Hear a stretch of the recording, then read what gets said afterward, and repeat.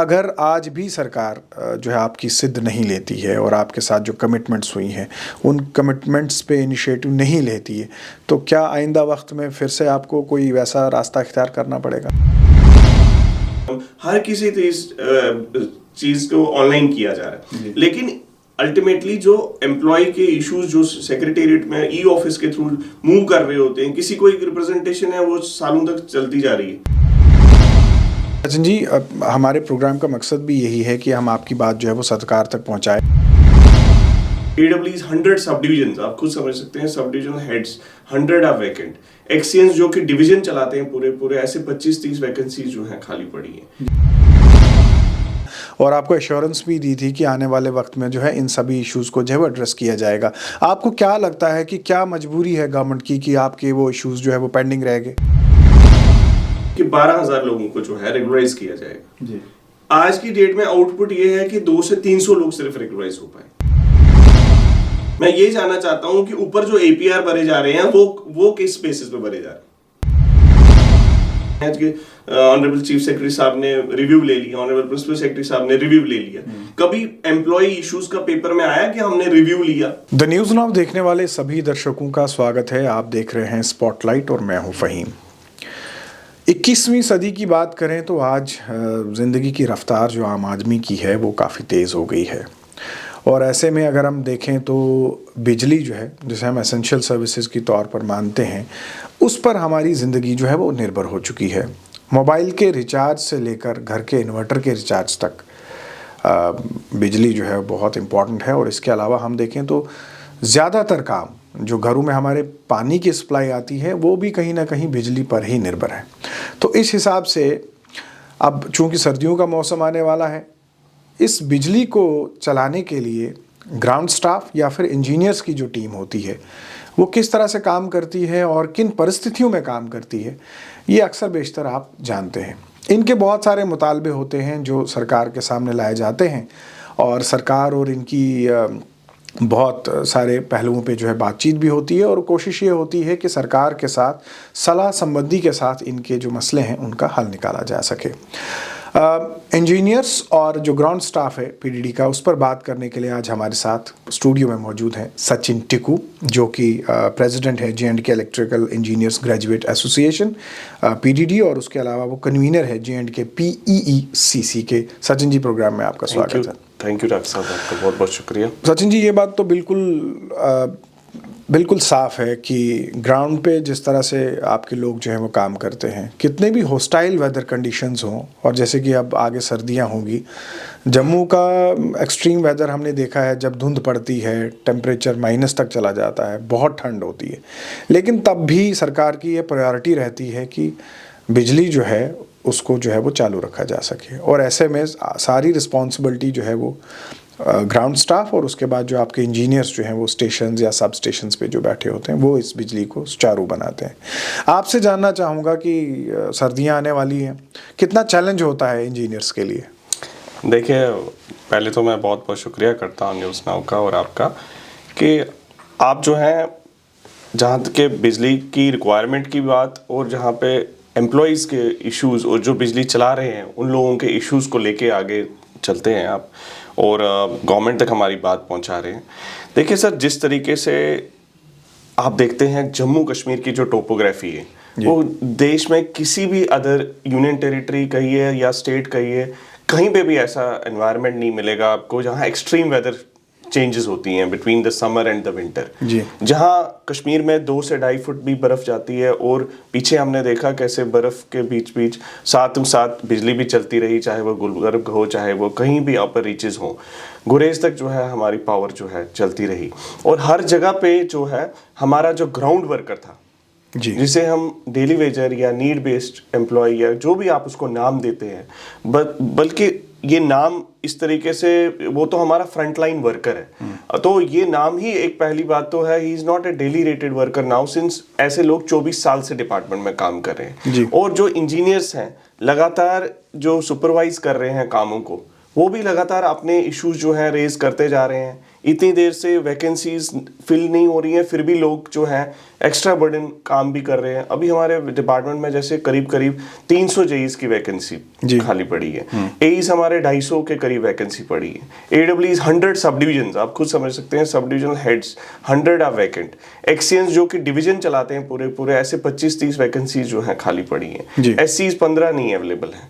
तो superintending engineer जो कि एक से ज्यादा दो तीन डिस्ट्रिक्ट्स के हेड होते हैं, वो भी एडिशनल चार्ज बेसिस पे काम करें। चीफ इंजीनियर्स की 3-4 पोस्टें खाली हैं। मैनेजिंग डायरेक्टर से इन प्लेस नहीं है, ट्रांसमिशन कॉर्पोरेशन के मैनेजिंग डायरेक्टर इन प्लेस नहीं है। तो मैं ओवरऑल मैं ये कहूंगा कि ग्राउंड पे जो लोग काम कर रहे हैं उनके भी इश्यूज साथ साथ में सुने जाने चाहिए, बिकॉज गवर्नमेंट काफी एक्सपेक्ट करती है एम्प्लॉइज से, और जब गवर्नमेंट एक्सपेक्ट भी करती है उसको प्रो रेटा बेसिस पे समझना चाहिए कि उनके भी जो इश्यूज हैं, उनके जो रिप्रेजेंटेटिव्स हैं, वो जो बार बार लेके आ रहे हैं, उनको टाइम बाउंड तरीके में जब गवर्नमेंट एश्योर करती है, वो टाइम बाउंड तरीके में हल होनी चाहिए। जी। जो एग्रीमेंट हुआ दिसंबर 2021 में, एक बहुत बड़ी पावर स्ट्राइक के बाद, जबकि बहुत रोष ग्राउंड पे था, और एसोसिएशन के माध्यम से उस रोष को कन्वे भी किया गवर्नमेंट को, और बाद में जब हमने एग्रीमेंट भी किया, आज उस एग्रीमेंट के भी पॉइंट्स अगर देखे जाएं तो वो अनफुलफिल्ड है। जी। जो हमारा टेक्निकल स्टाफ है, उनकी डीपीसीज 24 साल से नहीं हुई है। वो दिसंबर 21 में भी वही पोजीशन पे था, टेक्नीशियन 3rd, आज भी उसी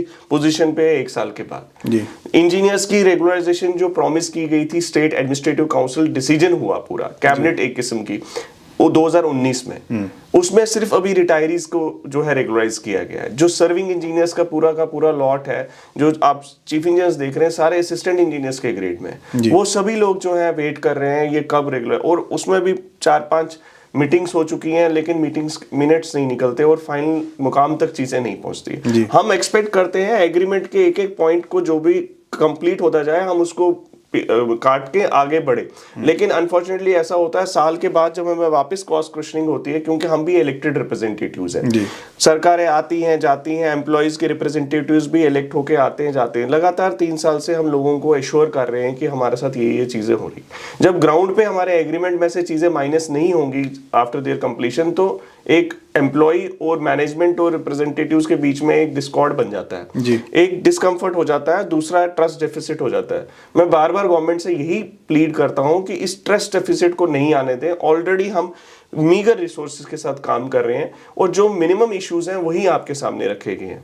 तो उन चीज़ों के बारे में, जैसे हमारे जूनियर इंजीनियर्स हैं, 14 साल से जो एक पोस्ट ग्रेजुएट है, जो उसके साथ ही एक डॉक्टर भी अपॉइंट होता है, एक उसके साथ में एक वेटरनरी डॉक्टर भी या लेक्चरर भी, सभी अपॉइंट होते हैं। एक प्रमोशन तो 14 साल में हर किसी को दी जानी चाहिए। आज की डेट में मेरे बैचमेट्स हैं जिनको कि 14 साल से कोई प्रमोशन नहीं दी गई है। और जो ये ई ऑफिस है, मैं समझता हूँ इसका भी एक ऑडिट किया जाना चाहिए। जी। आप ये देखिए कि कोई फाइल 6 महीने भी ई ऑफिस में वॉली हो रही है, कभी जीएडी से पीडीडी से आगे पीछे, मतलब it is happening that files में इतना ज्यादा नोटिंग 6 महीने तक नोटिंग चल रही है। तो ई ऑफिस का भी ऑडिट होना चाहिए कि इससे कोई फायदा हो रहा है, या अल्टीमेटली जो है ये सिर्फ लोगों को डिस्कम्फर्ट क्रिएट कर रही है। क्योंकि अल्टीमेटली रिजल्ट ओरिएंटेड जो चीजें हैं आज की डेट में, एम्प्लॉय ओरिएंटेड सारे पैरामीटर्स, जैसे employee performance management system, biometric system, हर किसी चीज को ऑनलाइन किया जा रहा है। लेकिन अल्टीमेटली जो एम्प्लॉय के इश्यूज जो सेक्रेटेरिएट में ई ऑफिस के थ्रू मूव कर रहे होते हैं, किसी को एक रिप्रेजेंटेशन है, वो सालों तक चलती जा रही है, जब तक उसका वो कॉज भी खत्म हो जाता है, अभी तक उसका फैसला नहीं आता है। जी।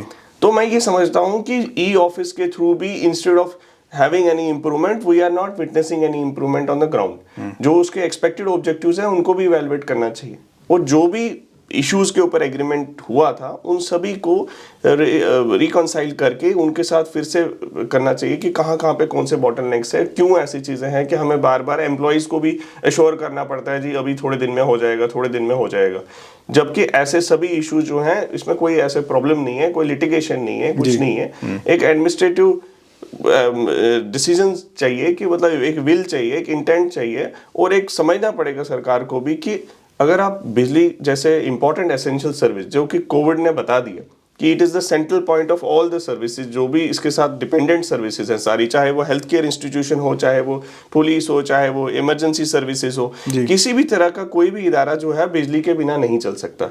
और अगर आप इसके जो मुलाजिम हैं वो डिसकंटेंटेड रहेंगे, मैं ये नहीं कहूँगा कि हमें कोई सब कुछ आप दे दीजिए, जो भी चीज़ें हैं बेसिक मिनिमम चीज़ें, आप किसी की वेजेस हैं, अब जो हमारे एग्रीमेंट में ये हुआ था कि जो पेंडिंग वेजेस हैं वो रिलीज़ की जाएंगी, हमारे डेली वेजेस बेचारे जो लगे हुए हैं उनके बीच में 2-2 साल की वेजेस नहीं है, तो अगर जो भी उनका आउटस्टैंडिंग है एटलीस्ट उनको पे किया जाए, ताकि वो थोड़ा बहुत तो ये समझ सकें कि चलो रेगुलराइजेशन नहीं तो लेकिन वेजेस तो हमें इस साल में मिली।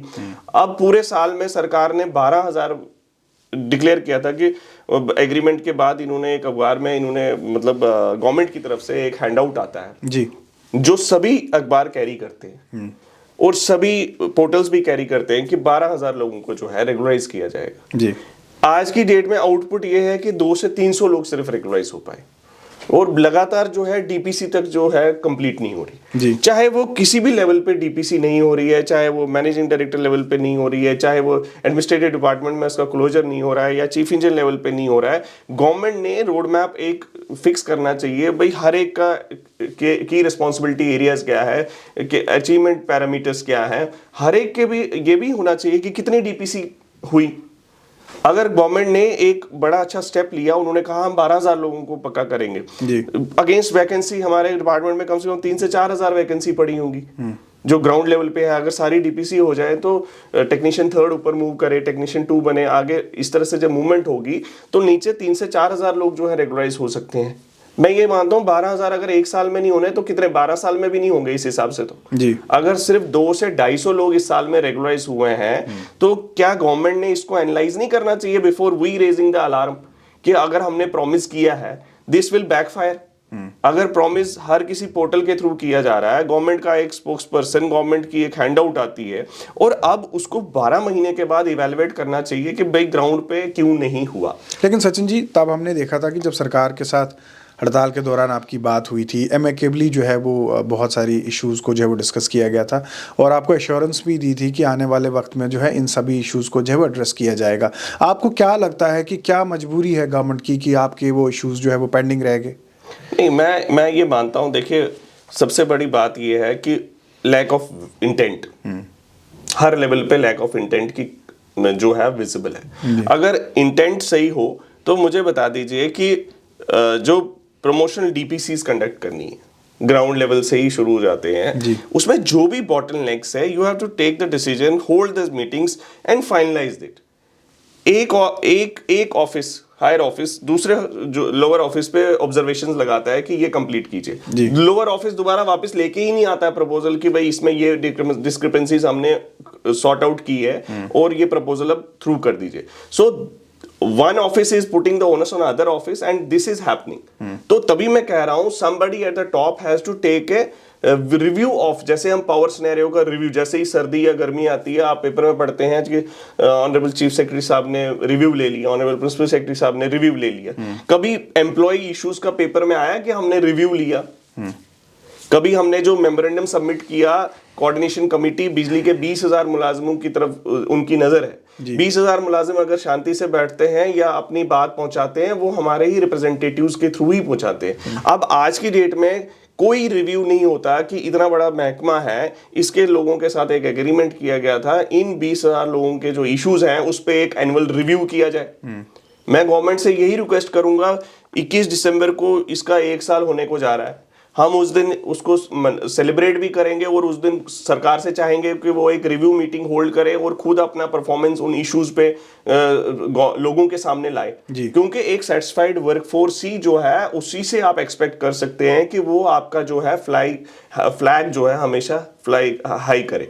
क्योंकि आज की डेट में अगर आप ग्राउंड पे जब आप कहते हैं जी हमने फटाफट बिजली रिस्टोर कर दी, हमने वहां पे पीर पिंचाल पे कर दी, यहाँ पे कर दी, वहां पे कर दी, ये सभी किसके बेसिस पे हो रहा है? जो एक डेली वेजर काम कर रहा है क्या वह सेक्रेटरीट के चक्कर लगाता रहेगा? क्या वह चीफ इंजीनियर ऑफिस के चक्कर लगाएगा? एक्स ग्रेशिया लोगों की बाजुएं कटी, गवर्नमेंट ने बनाया हुआ है कि 10 लाख रुपए तक उसको मिल सकता है डेथ के केस में, 3-4 लाख रुपए उसको मिलता है डिसेबिलिटी के केस में। ऐसे उठा के आप ऑडिट करा लीजिए। मैं यही तो गवर्नमेंट से बार बार कहता हूं, हमने गवर्नमेंट से पूछा कई बारी कि आप बताइए आपके पास कितने केसेस आए हैं, कितने उसमें पेंडिंग है और कितनों में डिसीजन हो। कोई डिसीजन नहीं होता है, बार बार जो है एक ऑफिस जो जिसकी बाजू कटी है क्या वो या जिसकी डेथ हुई है उसके डिपेंडेंट हर कोई कागज इकट्ठा करते रहे। He has met with an accident in the knowledge of the department, government के सामने वो चीज है कि भाई उसका एक्सीडेंट हुआ, अब उसकी फॉर्मेलिटीज ही इतनी वो बना के रखी हुई हैं कि वो बेचारा उसका डिपेंडेंट जो है वो उनको तो महकमे का पता भी नहीं होता है। अब वो लोग कितना फॉलो अप करेंगे? तो गवर्नमेंट ये भी देखे कि अगर हमारे पास 400 एक्सीडेंट हुए हैं पिछले 5 साल में, गवर्नमेंट के पास रिकॉर्ड होगा जी, इन्होंने कितने लोगों को उसमें से दिए and who are the person responsible who are not allowing this seamlessly. अगर एक आदमी को रिलीफ नहीं मिल रहा है, association need not again and again tell this to the government, where is their own internal mechanism to see the progress of all those issues. यहाँ पे एक वेलफेयर फंड होता था जिसमें कि हमारा मंथली 300-400 रुपए जाता था, हर एक लेवल का, चीफ इंजीनियर का भी जाता था 700 रुपए। आज की डेट में उसमें करोड़ों रुपए था। गवर्नमेंट ने वो फंड जो है अचानक से जो है उसके रूल्स ही डिसॉल्व कर दिए, चेंज नहीं करे, they had to notify new rules. आज 6 महीने हो गए, no rules are in place, money is lying in cockpit. You can say that there is nobody who is even disbursing the money and nobody is even asking what happened to the money that was collected since so many years. और लोगों की 6 करोड़ की liability है, means लोगों ने जिन्होंने पैसे भरे, देखिए जब हम सर्व करते हैं हमने उसमें पैसे भरे होते हैं, खुदा ना खास्ता किसी के साथ कुछ होता है तो उसके फैमिली मेंबर को 2 लाख रुपया देना होता था। उन लोगों के भी क्लेम्स पेंडिंग है जिन्होंने अपना पैसा दिया है और वो पैसा आज तक उनको मिला नहीं। तो मैं यही गवर्नमेंट से कहता हूं, अगर आपने एक रूल को डिसॉल्व कर दिया उसके बाद आपने नए रूल्स इन प्लेस लाए नहीं जी, तो जो भी लोग इस चीज से डील कर रहे थे उनसे पूछा जाए कि भाई आपका परफॉर्मेंस क्या है। वाइल राइटिंग हम अपना मंथली परफॉर्मेंस भर रहे हैं, हर 7 तारीख को हर एक एम्प्लॉय जो है अपना भर रहा है। मैं ये जानना चाहता हूं कि ऊपर जो एपीआर भरे जा रहे हैं वो किस बेसिस पे भरे जा रहे हैं? हर एक मुलाजिम भर रहा है, यहाँ तो डेली वेजर से लेकर जो भी हमारा ग्राउंड पे काम कर रहा है हर एक अपना एपीआर भरता है, हर एक अपना 7 तारीख को रिपोर्ट कार्ड देता है। ऊपर भी रिपोर्ट कार्ड लिया जाना चाहिए ना। रिपोर्ट कार्ड सिर्फ मुझे बता दीजिए, सेक्रेटेरिएट में एम्प्लॉय इश्यूज जो हैंडल कर रहे हैं, जो भी कॉर्पोरेशन के हेड्स में एम्प्लॉय इशू हैंडल कर रहे हैं, जो भी हेड ऑफ द डिपार्टमेंट्स हैं, उनके एपीआर में क्यों नहीं पूछा जाता है कि भाई उन्होंने कितनी डीपीसी कंडक्ट की, कितना आउटपुट आया है इन सभी इश्यूज पे। सचिन जी, हमारे प्रोग्राम का मकसद भी यही है कि हम आपकी बात जो है वो सरकार तक पहुंचाए। साल होने को है और ऐसे में कितना मुश्किल होता है, आप एक लीडर हैं और अपने डिपार्टमेंट के लोगों की जो है वो नुमाइंदगी करते हैं। जाहिर सी बात है, इतना वक्त बीत चुका है, वो आपसे बहुत सारे सवाल पूछते होंगे कि आखिर उन वादों का क्या हुआ, और वक्त भी अच्छा खासा हो चुका है, तो कितना मुश्किल होता है जवाब देना। सर देखिए, पावर डेवलपमेंट डिपार्टमेंट एक वाहिद इस टाइम पे डिपार्टमेंट है जहां ऑर्गेनाइजेशन इलेक्शन जो है हर 2 साल के बाद किए जाते हैं जी। 2020 में मैं जनरल सेक्रेटरी चुन के आया, पूरी हमारी एक ऑर्गेनाइजेशन में पूरा प्रॉपर पोलिंग प्रोसेस होता है, उसके बाद लोगों की एक्सपेक्टेशंस होती हैं। यहाँ कोई सेल्फ स्टाइल नहीं है, हर तरह से हम गवर्नमेंट को कोऑपरेट करने के लिए आगे लोग हमें चुन के भेजते हैं कि हम अपनी बात जो है प्रॉपर मैकेनिज्म से पहुंचाएं। तभी आप देख रहे हैं पिछले 3 साल में पीडीडी का वर्कर या पीडीडी के एम्प्लॉय जो है सड़क पे नहीं है, वो कोशिश कर रहे हैं अपनी आवाज कोऑर्डिनेशन कमेटी के थ्रू बड़े ही पॉलिश तरीके से और तरीकेकार तरीके से वो पहुंचा रहे हैं। लोगों का भरोसा हमने 2020 से, जब 2022 में फिर से इलेक्शन होते हैं, दिसंबर 21 में उससे पहले जो हड़ताल होती है गवर्नमेंट हमसे एश्योरेंस करती है, 2022 में इलेक्शन होते हैं, मैं फिर इलेक्ट होता हूं as a president of the association. हमारे पीछे पूरा सेटअप है, जो लोग हैं पूरे 20,000 एम्प्लॉइज की एक उम्मीद रहती है कि जो इलेक्टेड रिप्रेजेंटेटिव है वो आगे जो कमिटमेंट हमसे कर रहे हैं वो आगे भी कन्वे हो रही है और उनकी भी सुनवाई हो रही है। आज की डेट में सिचुएशन ऐसी आ जाएगी, हम भी परमानेंट नहीं है, हम भी चले जाएंगे, लेकिन जो डिसकंटेंटेड लोग हैं, जो एक वर्कर है ग्राउंड लेवल पे, जब वो रिस्पॉन्ड करना छोड़ देगा सरकार के आदेश ऊपर, जब पावर के क्राइसिस होंगे, वो इतना एजाइल और इतना अच्छे तरीके से अगर काम नहीं करेगा, because he will be internally discorded and disgruntled. तो इस चीज को आने से रोकने के लिए ही हम आपके पास हैं जी। आज भी हम अपनी आवाज जो है हर फोरम पे क्यों पहुंचाना चाहते हैं? या आप हमें मौका दे रहे हैं, या हम न्यूज़पेपर के थ्रू, या हम गवर्नमेंट को बार बार अपनी अपॉइंटमेंट लेते हैं, टाइम लेते हैं। अगर हम rising above our own official obligations, देखिए हमने ऑफिस में अपना काम भी करना है, अपनी रूटीन में भी काम करना है। We are doing a work for the interest of the fraternity. Ultimately overall जब फेटर्निटी के ही पार्ट जो हैं वो भी कंज्यूमर्स हैं, अल्टीमेटली उनकी भी फैमिलीज हैं। नजदीकन 1 लाख लोग जो हैं इस जम्मू कश्मीर यूनियन टेरिटरी के पावर डिपार्टमेंट के साथ वाबस्ता है, as far as their families are concern. तो कहीं ना कहीं हम 1 लाख लोगों की बात जो है गवर्नमेंट के साथ बार बार टेकअप करते हैं, ताकि गवर्नमेंट की जो मिशनरी है वो चुस्त रहे और हमेशा तैयार रहे और हमेशा मोटिवेटेड रहे। आज मैं फील कर रहा हूं अगर और गवर्नमेंट ने इसी तरह डिलीट किया, government will throw us away. Sorry, our own employees will throw us away. Okay. Our own employees will throw us away because there is a time limit to everything. You cannot assure and you cannot continue indefinitely. और हमारी organisation बार बार जो है elections पे dependent रहती है, और हम यही इसीलिए परस्यू भी बड़ा विग्रेसली करते हैं कि हम जब तक ऑफिस में हैं अपनी बात पूरी तरह पुरजोर तरीके से कन्वे करने की कोशिश करते हैं। सचिन जी, प्रोग्राम का आखिरी सवाल, 2021 में भी हमने देखा था कि सर्दियों में ही जो है वो आपको बड़ी एक सख्त कदम उठाना पड़ा था, जब लगभग 20,000 जो पावर एम्प्लॉइज़ थे वो हड़ताल पर चले गए थे। एक लंबे सिलसिले तक हड़ताल चली और फिर सरकार के साथ आपका एक एग्रीमेंट हुआ। तो अगर आज भी सरकार जो है आपकी सिद्ध नहीं लेती है और आपके साथ जो कमिटमेंट्स हुई हैं उन कमिटमेंट्स पे इनिशिएटिव नहीं लेती है, तो क्या आइंदा वक्त में फिर से आपको कोई वैसा रास्ता इख्तियार करना पड़ेगा? देखिए, मैं यही कहना चाहता हूँ बार बार कि history in this case should not get repeated, क्योंकि generally history gets repeated because ये एक एम्प्लॉय इशू ऐसे हैं, हम एक लिड की तरह है। Right now we are under a tremendous pressure from our fraternity. हमने समर से लेकर पीछे समर भी बड़ा अच्छी तरह से बिताया, हमें विंटर में भी एक पीक टाइम ऐसा आ जाता है, लोग जो है काफी स्ट्रेस्ड हो जाते हैं और लोगों की एक्सपेक्टेशन भी बढ़ जाती है। लोग from that matter I mean employees की एक्सपेक्टेशन बढ़ जाती है, पब्लिक की एक्सपेक्टेशन बढ़ जाती है। वो जो कश्मकश होती है एम्प्लॉयज और पब्लिक के बीच में, एक एक्सपेक्टेशन लेवल, और उनका जब एम्प्लॉय हमारा डिससेटिस्फाइड रहेगा एक रिबेलियन आ जाता है। उसको क्वेल करने के लिए मैं गवर्नमेंट से यही कहता हूं, we have still 1 month to go into this agreement that was done on December 21।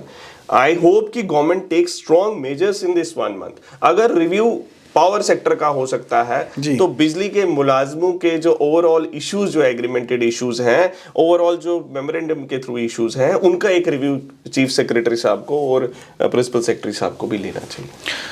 Sachin ji, आपने प्रोग्राम में हिस्सा लिया, आपका बहुत बहुत शुक्रिया। और हमारी भी यही कोशिश है कि 2021 की सर्दियां जो है वो फिर से रिपीट ना हो, कि उस वक्त जब जम्मू के लोग जो थे उनको बड़ी शिद्दत का सामना करना पड़ा था, JPDCL और इसके अलावा PDD के जो मुलाजमीन थे वो हड़ताल पर चले गए थे और एक लंबे अरसे तक हड़ताल का सिलसिला चलता रहा था, सरकार के साथ बातचीतों के दौर होते रहे और उसके बाद एक एग्रीमेंट किया गया। हमारी ये कोशिश है कि एक बार फिर से इस बात को दोहरा कर सरकार जो है इनके जो मसले हैं या इनके साथ जो वादे किए गए हैं उन कमिटमेंट्स पे जो है वो सरकार खरा उतरे और जितने भी मुलाजमीन हैं जो इस अम्ब्रेला में आते हैं उनके साथ जो की गई कमिटमेंट्स हैं उन कमिटमेंट्स को जो है वो जल्द से जल्द पूरा करें। आज के प्रोग्राम में बस इतना ही, इजाज़त दीजिए, आदाब।